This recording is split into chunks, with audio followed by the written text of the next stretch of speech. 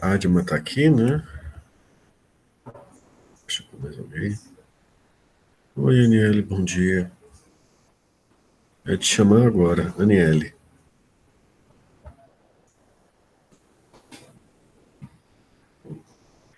Elielton tá aqui? Não, né? Bom dia. Irla ainda não chegou, Jean Carlos chegou, né? João Anderson tá aqui, né? Ou não? João Anderson, sim, tá. João Heitor, isso. José Ravik, Opa,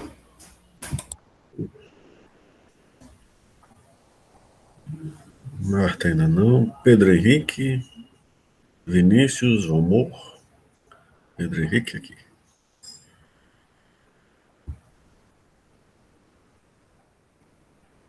Vinícius, Romor ainda não, né?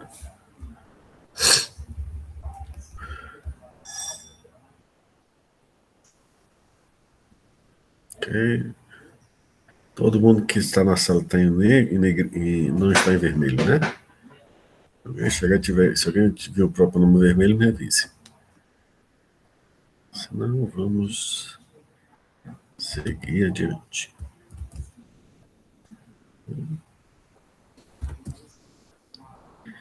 Ok. Na nossa última aula, nós estávamos vendo a questão de classes e alocação de memória em C++. Nós começamos a combinar, a mostrar que essas duas coisas juntas.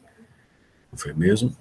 E aí nós também começamos a falar da figura do destrutor, não é isso? Bom dia, Marta. Deixa eu marcar sua presença.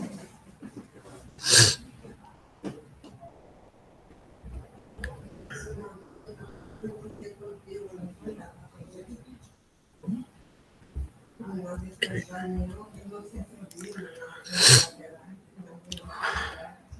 Então, nós vimos essa figura do destrutor, ou seja, nós precisamos, como ser mais explícita a alocação de memória, ele também pede, na sua forma mais básica de alocação, você organize como os dados vão ser destruídos. Né? Tá bom? Senão, aí ele vai chamar o destrutor sempre que o tempo de vida variável daquela classe for destruído. Tá bom? Acabou o tempo de vida, vai chamar o destrutor para organizar a casa. E o destrutor, o que ele faz é garantir que você delete os dados numa ordem que só fique dados simples para serem eliminados depois, que o próprio compilador de você sabe como cuidar deles. Mas se você tem uma classe com algum dado mais que contém outro dado dentro dele, uma classe com um objeto de outra classe, com outro, e dentro desse objeto tem um objeto de outra classe, aí você tem que lidar com essa situação para garantir que a destruição deles, a liberação da memória, fique segura. Não é mesmo? E além disso, nós vimos a questão dos cadê? A gente viu também que, além de destruí-los, a gente também vai ter que tomar cuidado com os operadores os ponteiros, aliás, que ficam pendurados, ou seja, o fato de dar delete num dado, num operador, num ponteiro, perdoe, estou confundindo os dois nomes agora, não sei porquê, mas vamos lá, o fato de eu dar um delete num ponteiro marca a região de memória que ele aponta como sendo livre, mas não diz que o ponteiro não está marcando para nenhuma zona de memória válida. Para fazer isso, a gente tem que fazer a igualdade daquele ponteiro com o núcleo da TR depois. A não ser que ele vai ser imediatamente destruído. Né? Aí é outra situação. Tá bom? Dúvidas? Querem algum esclarecimento, alguma coisa? Eu sei que estou devendo para você algumas tarefas e correção de outras, eu entrego tudo de hoje para amanhã. Tudo não, mas as novas atividades sim. As correções vão tomar um pouquinho no fim de semana.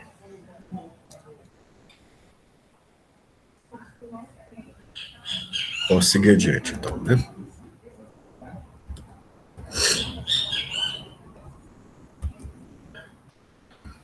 Próximo exemplo,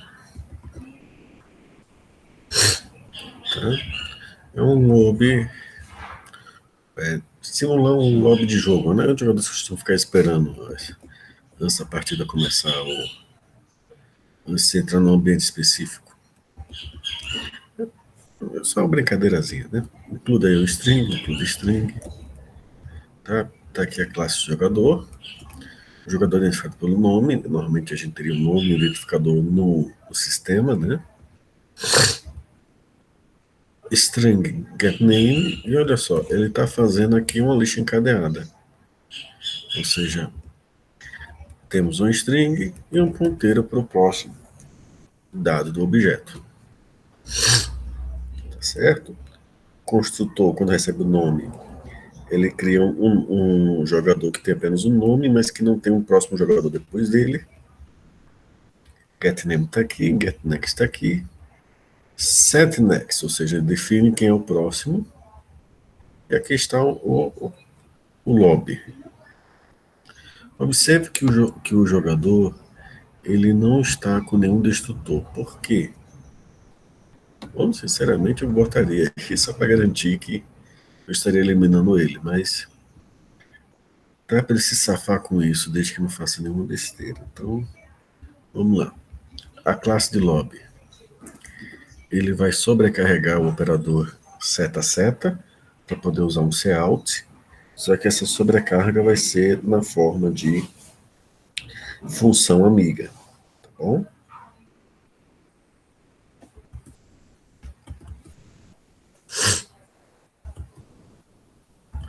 Ok. Temos um construtor, pelo que está escrito aqui, um destrutor, um adicionar player, um remove player e um clear. Então tá aqui o ponteiro para a cabeça, tá certo? Construtor, a cabeça é inicializada com 0. É falso que além de 0 a gente podia digitar no PTR, que atualmente é o padrão. O mouse hipersensível aponta de novo, ou simplesmente null com tudo maiúsculo. Destrutor vai chamar a função clear, a gente vai ter que ver o que ela faz daqui a pouco. ADD Player, por favor, entre com o nome do novo jogador, pega o nome, e aí ele faz um novo jogador ali. Se cabeça igual a nulo, então aqui já temos a nova cabeça. Do contrário, ele vai para o final da lista encadeada, player PI igual a cabeça, enquanto o próximo não for nulo, ele vai para o próximo, e aí ele define o próximo como jogador. Como eu sei que alguns de vocês não estão muito acostumados com lista encadeada, e agora tem uma lista encadeada com ponteiro, eu paro e pergunto aqui para vocês, está tudo bem, gente, com isso aqui? Professor, explica só mais uma vez, por favor. Pronto, olha só, ele cria um ponteiro, que é uma variável temporária no caso, e aponta para o mesmo endereço que a cabeça aponta. É isso que essa instrução da linha 82 faz. E aí ele vai fazer o seguinte, enquanto essa variável, o próximo dela não for nulo, tá certo? O que ele vai fazer? Peter vai para o próximo. Então, se ele tem um próximo que não é nulo, ele vai para ele. Por que ele está fazendo isso? Porque quando tiver um próximo que é nulo, esse é o último elemento. Porque não vai ter ninguém depois dele, após ele. Então, quando ele sai desse laço, ele vai, olha, para esse objeto que eu estou apontando, defina como próximo a variável novo jogador que eu criei ali em cima. Ficou mais claro, Jean, Marta? Com licença, gente, me dá um Ficou minuto. assim. Me dá um minuto só para pegar um lenço. Certo.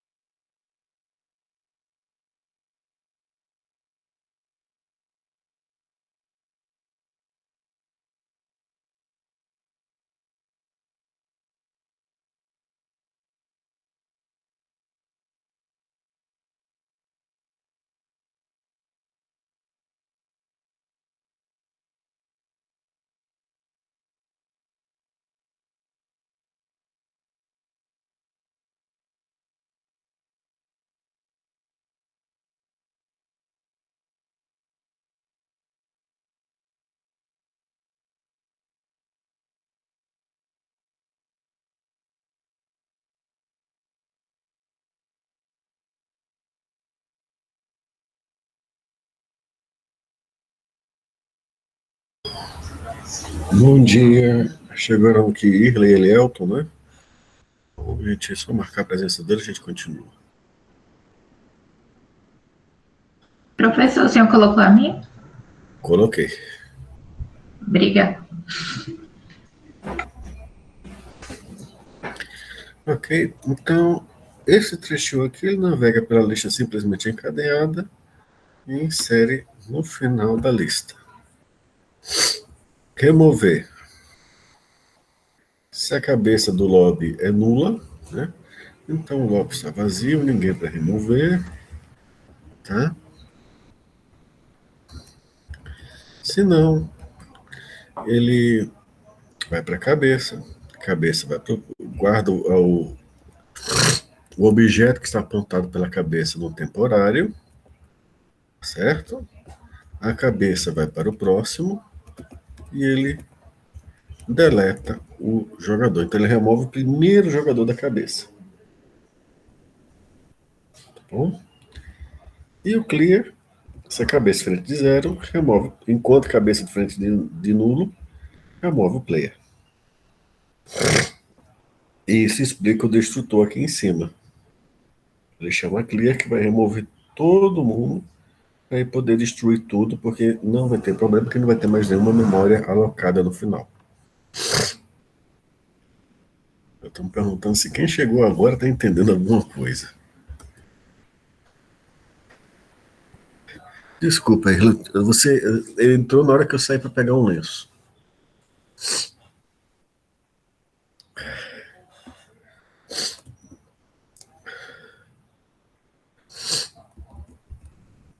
Aqui, operador de impressão, né?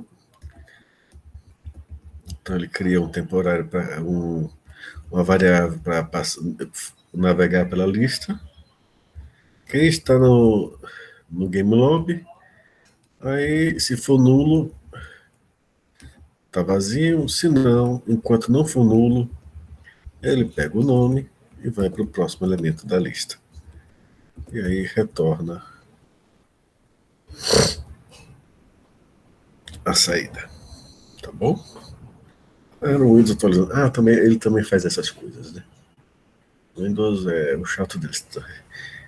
Incrivelmente chato é quando eu ia dar aula, né? Aí o Windows decide atualizar logo antes de eu, assim que eu li o computador para projetar os slides. Filho de Deus, que hora você foi escolher para se atualizar?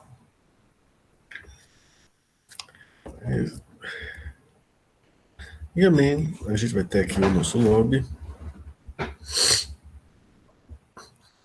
Então tá aqui no nosso lobby.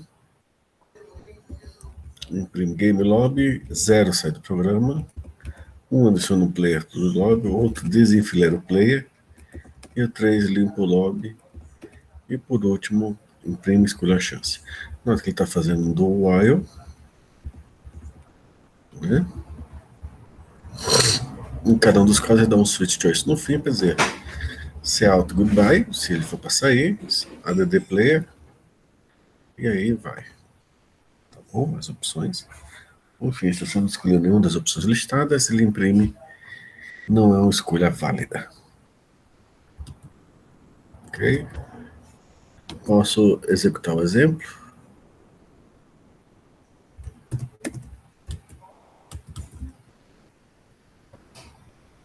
Eu também. Um dos, não o único.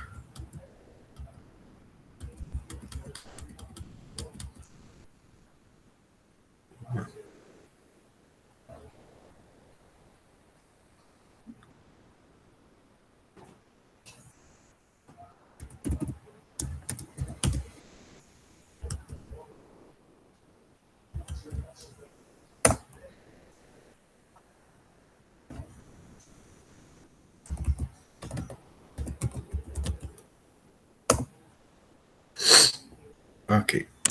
Começou a imprimir, o lobby está vazio. Vamos adicionar um jogador.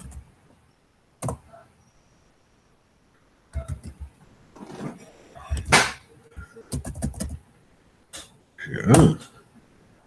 Ruiz no lobby, Jean. Vamos adicionar mais um. Eu estou lendo os nomes do chat de trás para frente, tá?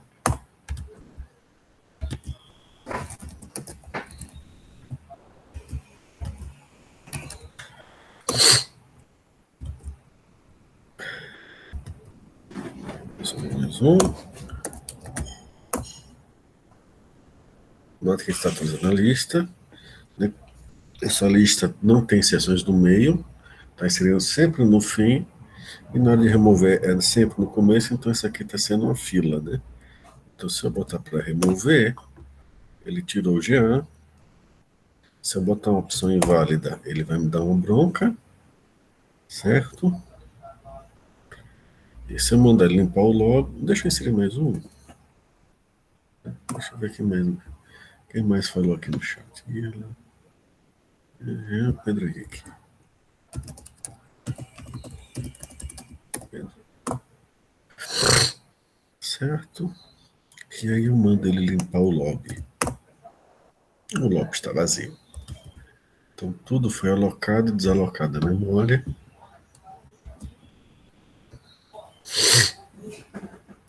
E aí eu posso sair sem problema nenhum. Observações. Se a gente fizer isso e não tomar cuidado com a destruição, com a liberação de memória, a gente vai ter alguns erros estranhos. Tá? Alguma coisa pipoca na nossa cara. E em Linux, às vezes a gente recebe mensagem, fala de segmentação core dump. Quer dizer que segmentação é o nome dado ao processo em que os programadores controlam a alocação e desalocação de memória.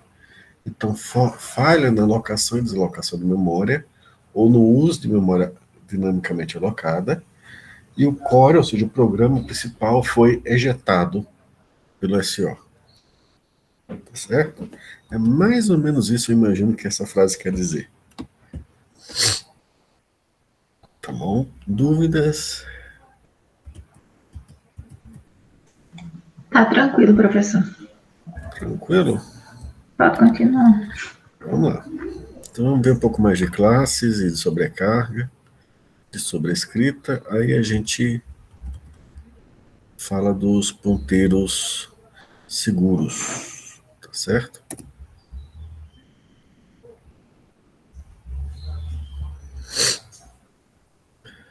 Então, deixa eu...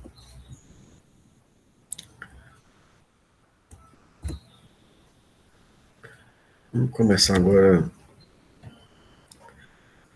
mostrando os... Vamos continuar vendo os programinhas, né? E aí a gente vai se acostumando com tudo. A propósito, os vídeos estão atualizados lá na lista, tá? Atualizei, acho que foi na terça-feira de manhã. Ou foi segunda noite, não lembro. Include o string username std. Aqui nós temos nossa classe inimiga. Público, né? É uma variável do dano. Construtor, o ataque. O construtor define o dano como sendo 10, talvez seja. Então, o ataque desse inimigo causa 10 de dano. Tá certo? E nós temos um boss, que estende, né, no herança pública, a classe inimigo. Ou seja, boss é filho de inimigo, é um subtipo de inimigo. Tá certo? Então aqui nós temos uma extensão, né? Boss vai receber todos os dados públicos, vai ter todo acesso a todas as partes públicas do inimigo. E vamos lá. Variáveis. Multiplicador do dano, chefe, ataque especial, construtor, multiplicador de dano igual a 3. Você chama a função Special Attack, ele vai pegar o dano inimigo que está associado ao boss e multiplicar por 3 e colocar, informar que eu quantos danos. Tá certo? É uma coisa bem simples, né? O inimigo tem só o ataque normal e o boss vai ter tudo que o inimigo tem, mais um ataque especial.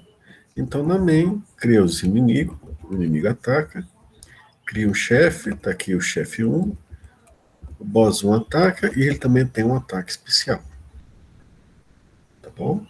Então, a maneira de você declarar uma herança em uma classe filha é esse aqui. Né? Classe boss, : public enemy. Tá certo? Não é a palavra-chave extends, essa é de Java mesmo. Então a gente está dizendo que isso aqui é um subtipo de inimigo. Bom, dúvidas? Podemos ver como é que funciona aqui?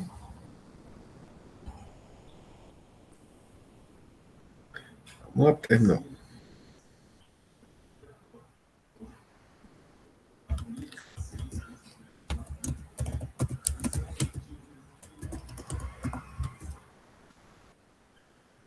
Tô indo.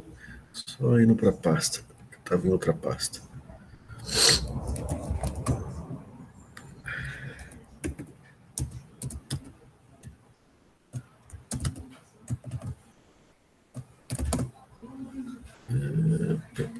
A Simple Boss.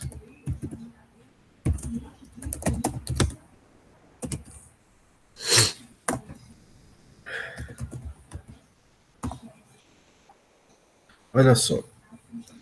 Deixa eu dar um cat até aqui no código, que é a função menos.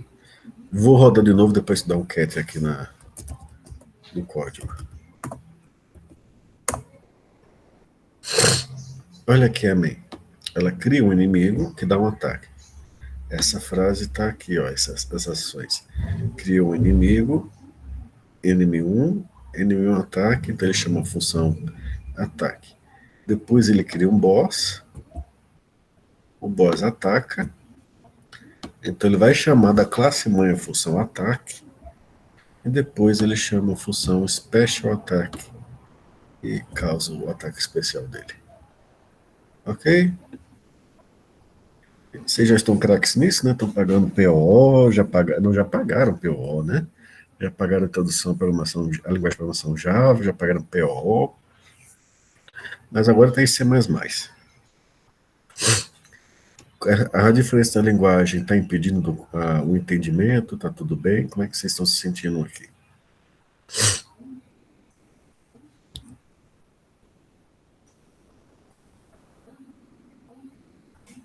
Bom, ninguém está falando. Tá dando para acompanhar, professor. Tá dando? Então vamos Tá. para o próximo. Eu não paguei PO ainda não, mas tá dando para ir levando. Ok. Não estou usando nada especial de PO. É só maneira de dizer que você já deve ter programado bastante em Java. Isso. Tá dando para acompanhar, sim. Vamos lá para a Simple Boss 2. Inimigo. Observe que agora o dano é um dado não público, mas ele é privado. Não é privado, não, protegido. Perdoe-me. Né? Crio o dano, mesmas funções. Tá? Agora o que acontece? Aqui o dado no explicador é privado, inicializado com o mesmo valor, mas é privado. E funciona do mesmo jeito. E aí a gente vai chamar as mesmas funções. Observem que o boss ainda é, né, um filho público de inimigo. Tá bom? Então a gente vai lá para o terminal.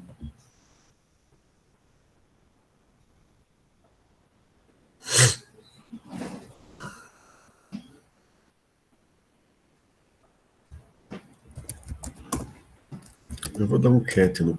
Deixa eu compilar primeiro o código, né?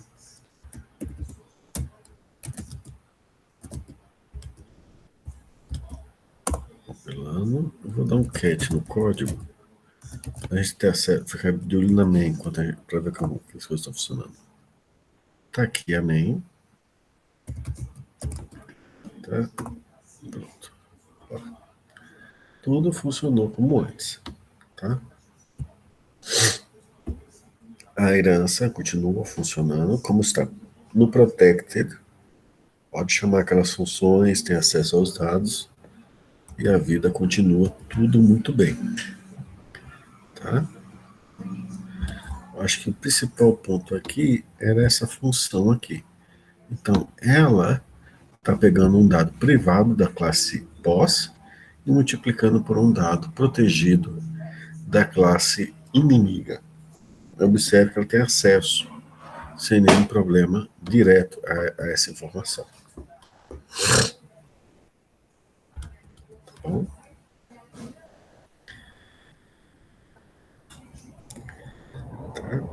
Agora a gente vai para outra função e a gente vai começar a ver a questão de sobrecarga, tá bom? Muda só a sintaxe, né?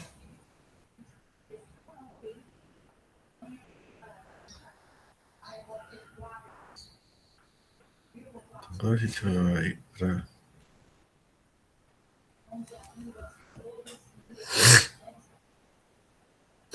Vamos começar a usar mais algumas palavras-chave aqui. Bom, deixa eu ver. Chegou aí o Sublime chegou aí, né? O código. Chegou sim. Pronto, estamos aqui com o inimigo. Observe, o inimigo tem um dano, começa com dano. O dano agora está privado, então vamos ver no que se isso muda alguma coisa na herança. Mas eu vou chamar atenção para as linhas 12 e 13. O que isso quer dizer? São funções virtuais, ou seja, elas não são obrigadas a estarem implementadas na classe mãe, mas são obrigados, os filhos têm, as classes filhos têm que implementá-las. Tá certo? Com licença, um segundinho.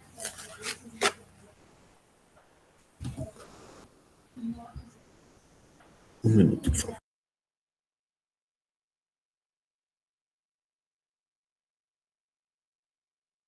Desculpe, o outono chegando, eu tenho que tomar vacina de gripe. Virtual, acho que tem Java. Deixa eu verificar aqui. Eu estou tanto navegando por mais de uma linguagem no momento, eu posso estar confundindo.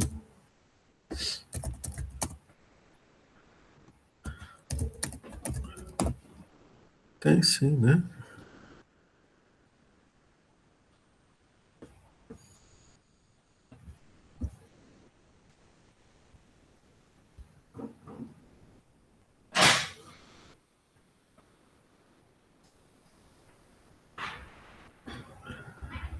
Ah, tá certo. O que acontece é o seguinte, em Java, tudo é virtual, tá certo? Tudo é virtual, não tem a palavra-chave virtual, mas tudo é automaticamente virtual, a não ser que seja estático.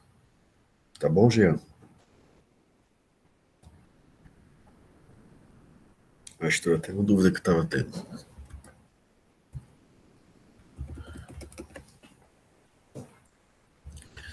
Então, o construtor está igual. Provocar. Observe, embora tenha a palavra-chave virtual aqui, isso significa que a função pode estar não presente nessa classe, mas tem que estar presente nos filhos. Aqui eu tenho para a classe inimiga a função taunt, que é provocar, né? Então aqui está o inimigo provocando você, e está aqui a função ataque. O boss também tem o virtual taunt, também está com o virtual tanto o provocar como o atacar, tá? Aí acontece, na hora de construir o boss, ele chama o construtor pro damage. Não precisa botar igual, ele já sabe que é dos dados que vem da classe mãe que estão nele. Aí tá aqui o boss. A provocação dele é mais. Enquanto que o inimigo é, eu vou atacar você, o boss é, eu vou acabar com sua existência inútil. Ou com sua existência miserável. Tá? O ataque do boss, ele chama a função ataque da classe mãe, né? Aí, como isso aqui agora está no privado, está público, né? Mas está agora, o dado é no privado, então ele chama, perdoe-me, ele chama diretamente a função de ataque da mãe nessa sobrecarga.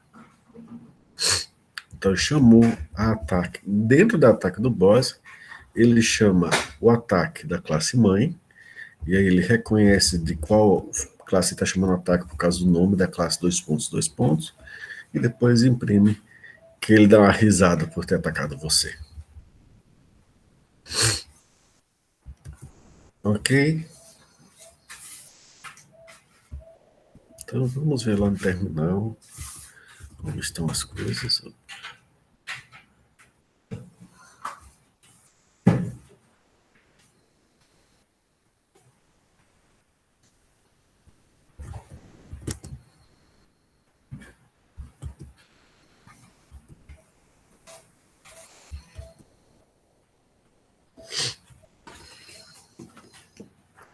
Só um minutinho aqui para...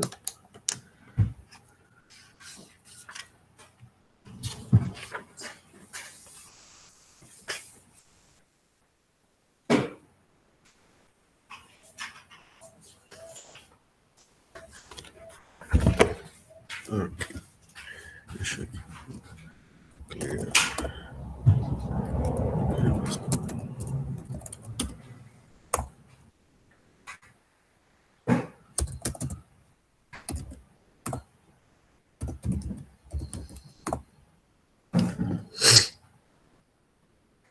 Ok. Então vamos entender aqui amém o que está acontecendo aqui. Cria um objeto inimigo que provoca e ataca. Então tá aqui, ó, o objeto inimigo, ele diz que vai lutar com você, tá certo? E te causa 10 de dano. O boss, quando ele chama provocar, ele já faz a provocação dele. Tá bom? Cadê, ó? A provocação dele é diferente do inimigo. Tá certo? E depois ele ataca, fazendo 30 de dano. Aqui não é multiplicador, porque o construtor é diferente dos dois. O boss, o construtor do boss, o dano inicial é assumido como 30, enquanto que no inimigo comum é assumido como 10. Ok? Agora, uma sutileza na definição dos conceitos, né? Essas duas funções que nós reescrevemos na classe filha, daqui, ela é chamada de sobrescrita, tá certo? E não sobrecarga. Por que sobrescrita? Porque ela tem exatamente o mesmo nome e o mesmo número e tipo de parâmetros da classe mãe. Sobrecarga é quando você tem duas funções com o mesmo nome, mas recebendo parâmetros diferentes. Então, aquele nome tem uma carga extra de função. Ou, às vezes, ela funciona com aquele conjunto de parâmetros definidos de uma forma e, às vezes, de outra. Aqui, quando você tem um nome de uma função da classe mãe e outro na classe filha, o mesmo nome da função da classe filha, isso é chamado de sobrescrita. Tá bom? E, professor, o que é polimorfismo? Alguém pode perguntar. Polimorfismo é quando eu pego um objeto da classe filho, atribuo um ponteiro da classe mãe para apontar para ele e chamo a função que existe tanto na classe mãe quanto existe a reescrita dela na classe filha. E aí, a orientação ao objeto, sabendo que trabalha com ponteiros, sabe que tem que chamar da classe filha. Então, isso é chamado polimorfismo. Então, deixa eu explicar os três termos de novo. Sobrecarga é quando você tem o nome de uma função em duas funções diferentes, no sentido que trabalha com parâmetros diferentes. Então, esse nome foi sobrecarregado por mais de uma função. Está sendo carregado por mais de uma função. Sobrescrita é que você tem uma função na classe mãe, e a classe filho escreve sua própria versão daquela função, podendo até usar a classe mãe, mas aí você tem uma reescrita. Por que não é sobrecarga? Porque você não tem mais de uma função dentro da mesma classe, com parâmetros diferentes, carregando o mesmo nome. Tá? A sobrecarga exige que seja a mesma função, dentro da mesma classe, mas com parâmetros diferentes, para assim você ter o efeito de um mesmo nome carregando a função. E o polimorfismo é quando um ponteiro decide qual das funções você está chamando. Ok? Então, vamos para a próxima. Que é, na verdade, realmente falando sobre polimorfismo e algumas coisas a mais de destrutor.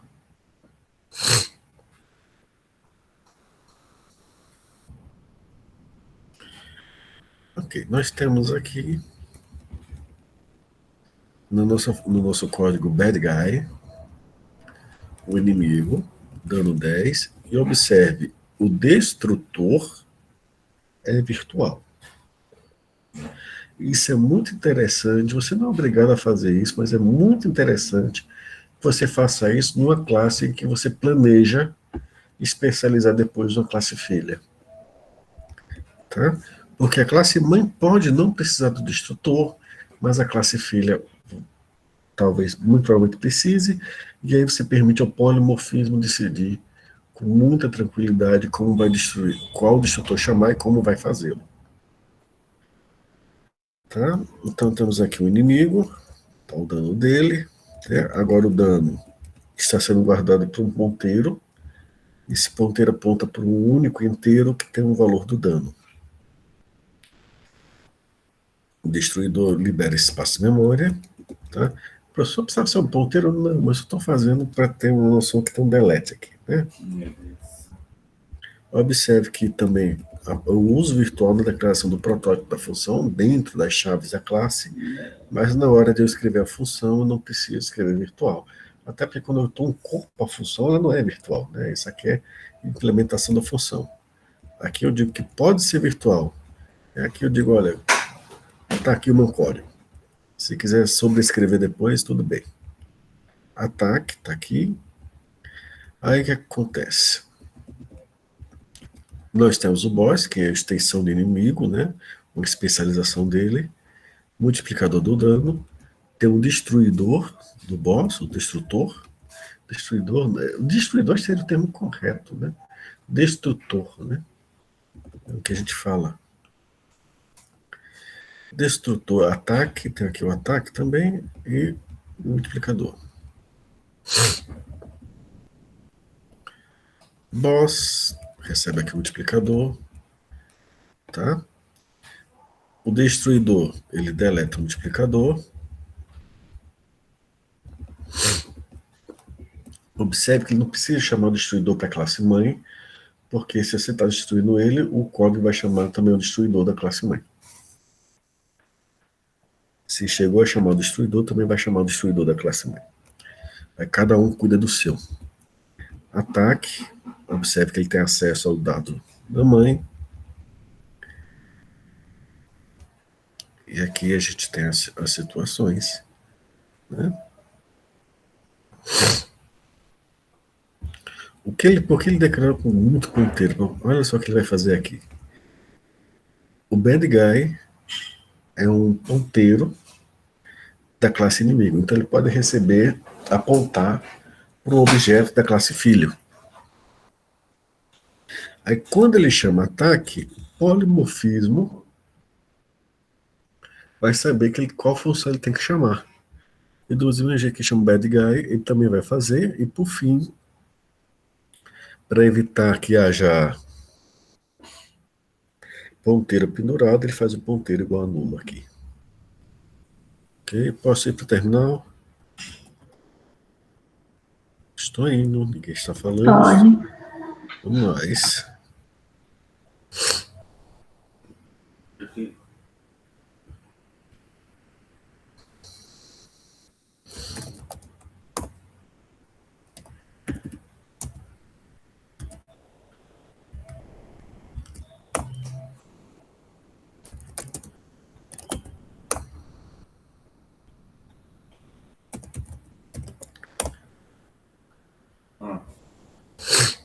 Olha só. Embora o bad guy seja o ponteiro da classe inimigo, ele recebeu um objeto classe filho. E quando chama o ataque, ele chama o ataque da classe filho. Quando ele vai destruir, olha só o que aconteceu. Ele chamou o destrutor da classe boss. E se eu conseguir ver ele aqui, está aqui. Observe que aqui não tem nenhuma chamada ao destrutor da classe mãe, mas ainda assim ele é chamado depois que o destruidor da classe filho foi. Então cada classe fica responsável por limpar a sua porção da memória, tá certo? Tudo bem até aqui? Pronto. Aí aqui a gente tem polimorfismo, porque o ponteiro é da classe mãe, mas ela sabe qual é a função que tem que chamar, se é da classe mãe ou da classe filha. Se a classe filha não tivesse a função, ele chamaria da classe mãe. Certo? Então, isso é polimorfismo.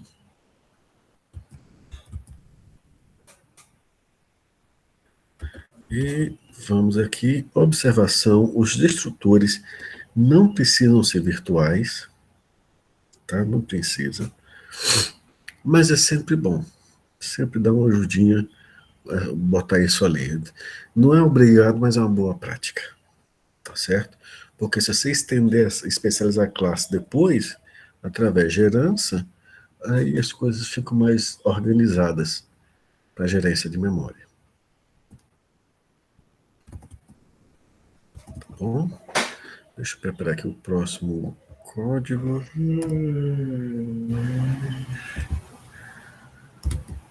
Que é o último que a gente vai ver antes de ir em cuidados especiais enquanto a gente lida com classes e ponteiros. Temos aqui uma criatura, tá certo? E essa vai ser uma classe abstrata. Observe que eu não preciso usar a palavra-chave abstract, tá certo? Eu posso simplesmente deixar os nomes virtuais ao lado das funções, tá certo? Então tá aqui a criatura, ela tem um construtor, pode ter implementado ou não o greet, tá certo? E tem aqui a saúde. Quando eu boto esse const igual a zero, tá totalmente virtual isso aqui. Então isso aqui vai ter que ser especializado claramente na classe filha. Temos a saúde, display health tá aqui, e aqui temos um orc, tá certo? Um orc é um tipo, uma especialidade de criatura. Saúde está aqui no construtor dele, tá? O construtor dele, ele chama o construtor mãe, tá? E o grit, mais ou menos assim, tá? E aqui nós temos o new orc, dá o grit e display o health, tá bom?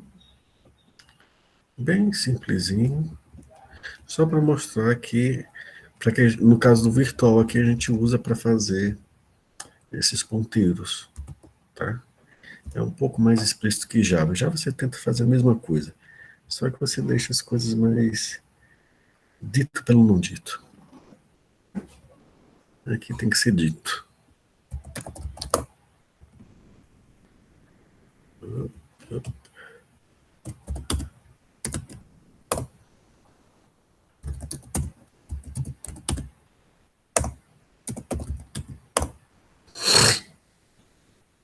Pronto, então tudo funcionou. Ele soube qual função grid chamar, já que até porque na classe mãe não tem essa grid. Grid. Acho que eu fiz um som agora, eu perdi a pronúncia em inglês das palavras. Depois ele mostra display health. Ok? Pronto. Exibido tudo isso daí, a vida é bela e tudo mais, vamos ver aqui alguns cuidados e outras coisas que a gente só molhou realmente um pé aqui em C++, mas já foi suficiente para ver um bocado de coisa. Então vamos ver aqui um pouco mais, né?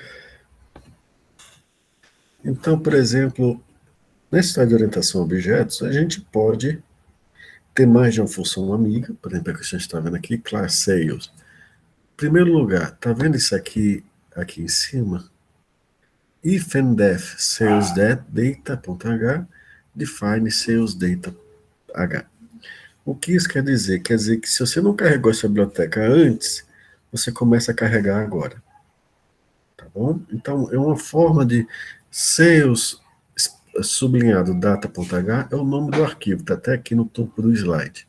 Então, é uma forma de você fazer para que você não carregue mais de uma biblioteca de uma vez só em C++. Tá certo? Você só carrega ela em um canto e uma vez só. Se tiver outro canto chamando ela, ele vai parar ali e não vai duplicar o código nem dar um erro por conta disso. Tá certo? Então, vamos lá. String, IOString.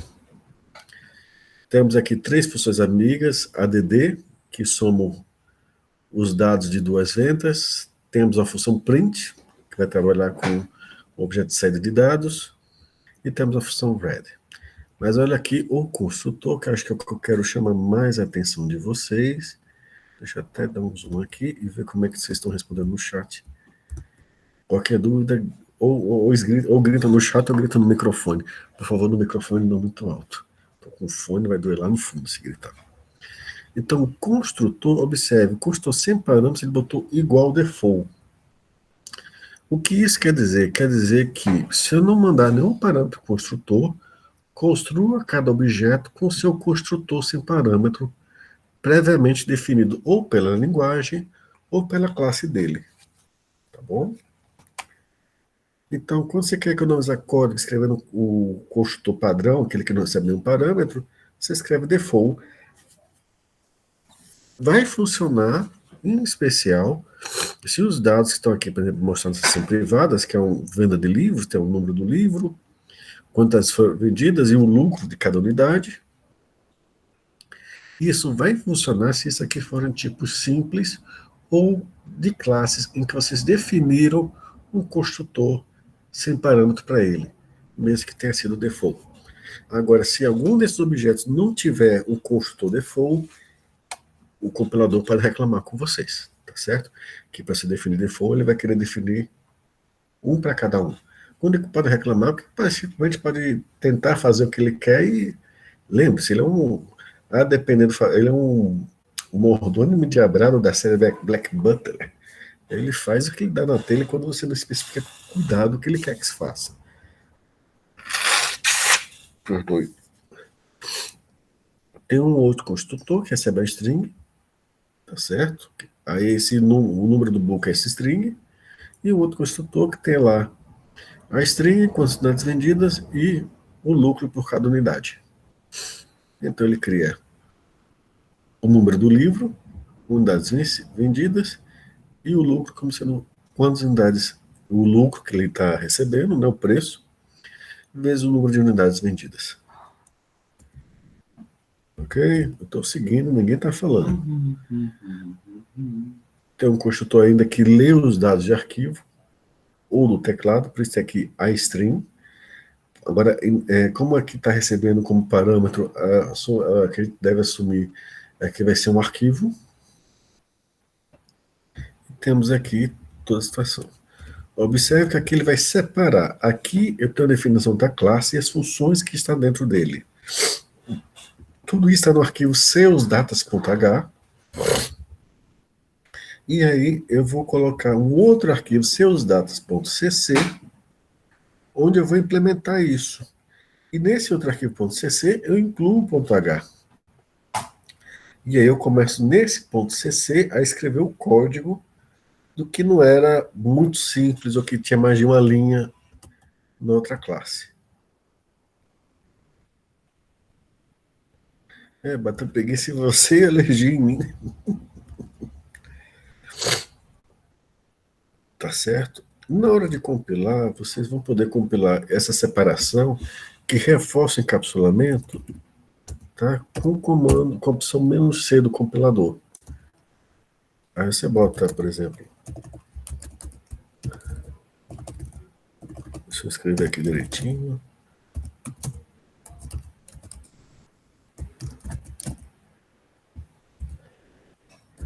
CC ou CPP, é a extensão que você salvou, né? Às vezes as pessoas salvam como CC, às vezes as pessoas salvam como CPP. E o que isso vai fazer? Vai criar um código objeto .o. Se você mandar o .h mais o .o para qualquer outra código C++ que e vá utilizar essa classe, você pode compilá-los todos juntos que ele vai gerar o código de executável, tá certo? Isso aí aumenta o encapsulamento porque a pessoa vai ter acesso à descrição das funções e seus comentários, né? Mas a implementação delas eles não vão ter acesso direto, o que reforça o encapsulamento, já que cada um tem que ser responsável pelo código que cria. Tá bom?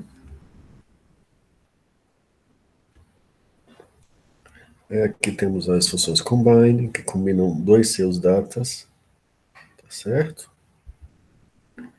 e retorna um objeto, a função, um objeto, né? Observe, ele está retornando um objeto do tipo seus datas aqui.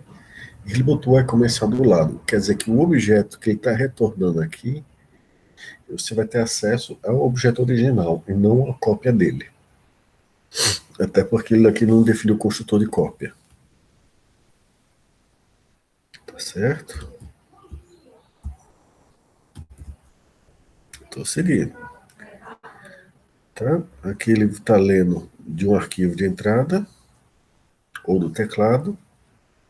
E como é que ele vai ler isso? Bom, ele vai ler, né? Perdoe. Da fonte de entrada dele e vai jogar no item. Então, dessa fonte de entrada, o que ele vai ler, vai jogar primeiro no número do livro, nas unidades vendidas e depois no preço. E o lucro ele vai calcular como preço vezes unidades vendidas. O lucro não, o dinheiro entrando, né?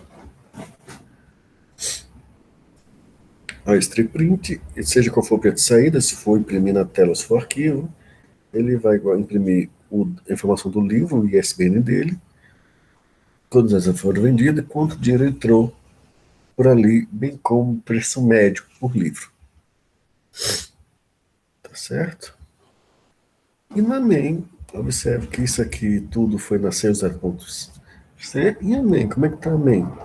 A main só vai incluir o ponto H e vai ter, vai ter acesso ao ponto O, tá? Aí ele vai ler do teclado o dado de 1, vai ler do teclado de 2. Como é que eu sei que ele é do teclado? Porque ele está mandando CIN para read. Então, CIN é a entrada de teclado. Ele podia mandar um arquivo, também funcionaria. Mas aí deixa vocês descobrirem como é que se declara o arquivo em C++. Tem mais de uma maneira. Tá? Então, vocês escolhem aqui que funcionar melhor para estar com vocês.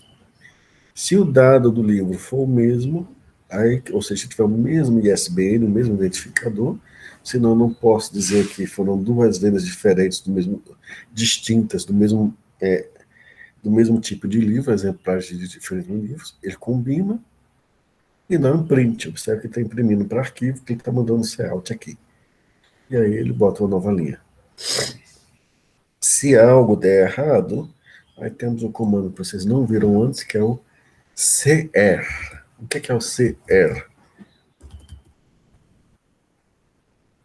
Eu vou repetir, eu só estou falando aqui do CR. CR é o canal de output de erro. Normalmente é a tela, né, impressão na tela, mas você também pode redirecionar isso para o arquivo, de forma que os erros que seu programa gera ficam guardados em um arquivo.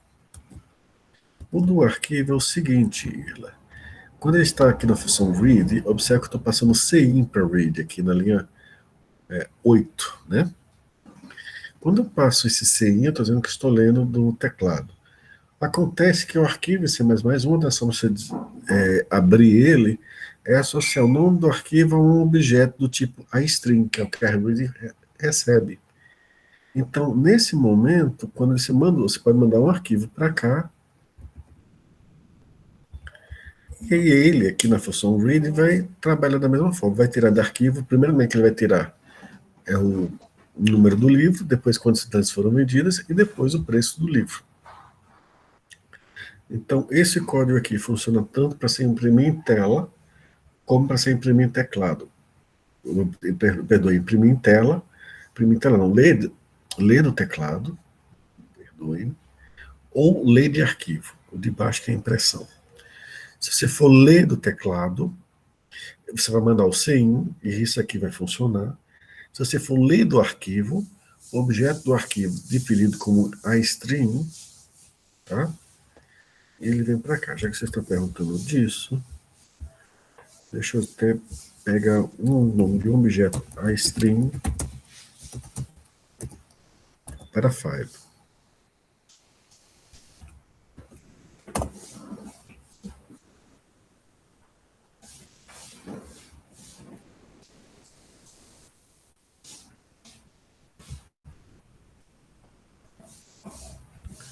Quando você quiser criar um objeto, você pode criar um objeto do tipo, deixa eu pegar aqui essa referência, mais 11.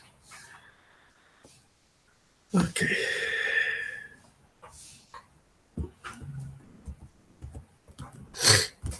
Eu vou colocar aqui no chat da aula. Você tem também, vocês podem ver pela internet sem problema. Então vamos ver aqui. Você tem um construtor chamado ifstream. Está aqui no chat essa instrução. Ele recebe. Você não precisa mandar nada para ele, mas você pode mandar, por exemplo, o nome do arquivo e que forma de operação você quer que ele abra. Se é apenas leitura, leitura escrita ou escrita. No canal, perdoe, leitura ou leitura escrita, vamos ver aqui a descrição detalhada disso aqui.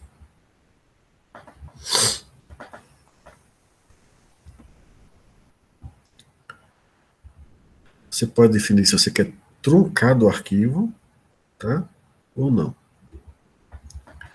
E aí você pode ler desse objeto arquivo da mesma forma que você usa o CIN, usando os operadores de seta e seta, né, dupla seta. Né, como se fosse um maior. Aí você vai lendo dele e jogando nas variáveis. Consegui esclarecer, Irla? Sim. Então vamos voltar para o slide agora. Então aqui no slide ele está lendo os dados que você está entrando via teclado. Se você digitou o mesmo nome de arquivo, o mesmo nome do livro nas duas entradas, ele vai conseguir combinar os dados dessas duas vendas, né, para você ter o registro de quantas vendas aquele livro foram feitas, de quantos aqueles livros foram vendidos. Se não der certo, tá, ele vai no canal de erro e imprime a entrada que a entrada de dados falhou. Tá bom? Eu não vou compilar isso aqui não, isso aqui é mais para mostrar. Nós já encerramos o que a gente iria molhar, a parte que a gente ia molhar o Pense, mas eu estou falando agora de coisas que a gente pode fazer, entrar um pouquinho mais, digamos assim, a gente terminou a parte iniciante, agora estaremos molhando o pé no início do intermediário. Seria essa a minha intenção aqui, é a minha intenção no momento. Tá bom? Aqui temos outra classe, outro código que utiliza a função sales, né? Lê da entrada. Enquanto tiver dados para ler, ele vai lendo, combinando, tá certo? Quando não tem mais dados para ler, ele encerra, tá certo? Construtores, que eu estava falando antes. Default inicializa cada elemento por um construtor definido para chamado sem parâmetro. Se não há um, inicializa o objeto de forma default. O que isso quer dizer? Quer dizer que cada dado membro de uma classe vai ser inicializada de forma automática, se forem tipos comuns. Se não forem tipos comuns, vai chamar um construtor separando. Se não tiver, vai de forma default, daquele objeto interno. Se não é um construtor, o compilador define um default, tá certo? Se há e ainda deseja um default gerado pelo compilador, deve declarar a intenção, é possível isso. Senão, não vai gerar para você o construtor default. Olha aqui, por exemplo, a definição de construtor. Default que a gente viu, é só botar igual default. Ok? Em C++, private, tá certo? Definidos apenas para objetos, ou seja, um dado que só os membros da classe podem acessar. Públicos são acessados até fora da classe, tá? Normalmente a gente deixa as funções lá, porque aí isso a gente chama de interface, tá? Em C++ a gente tem a palavra-chave struct, que você pode usar ao invés de class. É a mesma coisa, só que tem a diferença. Classes podem ser definidas como sendo privadas e públicas, tá? E as variáveis no struct, com seus struct em vez de class, o automático dele é que tudo que esteja nele seja público, a não ser que você declare privado. Em classe, se você não definir uma zona pública e privada, ele vai assumir que tudo é privado. Tá certo? Então, structs são públicos, membros podem ser privados, membros não classificados são públicos. Tá? Você tem a palavra-chave friends, amizade, por definição da classe. Então, a amizade ela não é passada como herança. E deixa eu pular isso aqui que a gente já viu isso de forma mais suave. Ali atrás. Tá bom? Não, isso aqui não precisa ver. Isso aqui era minha aula antiga. Era um pouco mais menos divertida. Estática, quando você quer revisando, quando a gente quer que um dado seja utilizado, seja o mesmo dado que os objetos que na classe vão ver, acesse exatamente a mesma variável, a gente atribui o nome static. Tá? E aqui a gente vai entrar agora em Smart Pointers. Tá? Porque esse material inicial que eu peguei, que foi de um livro, começando a ser mais ou menos através de programação de jogos, ele não tem a parte de ponteiros inteligentes. Uma pausa. 5 minutos, tá bom? Então a gente volta ali às 9h17.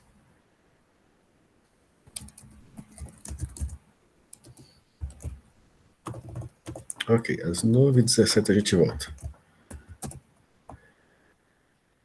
Opa, se querer neguejar. Tava digitando algo e quando fui apertar entra para mandar para vocês no chat de neguejando. Depois você pede para ele entrar de novo. E que foi brincando.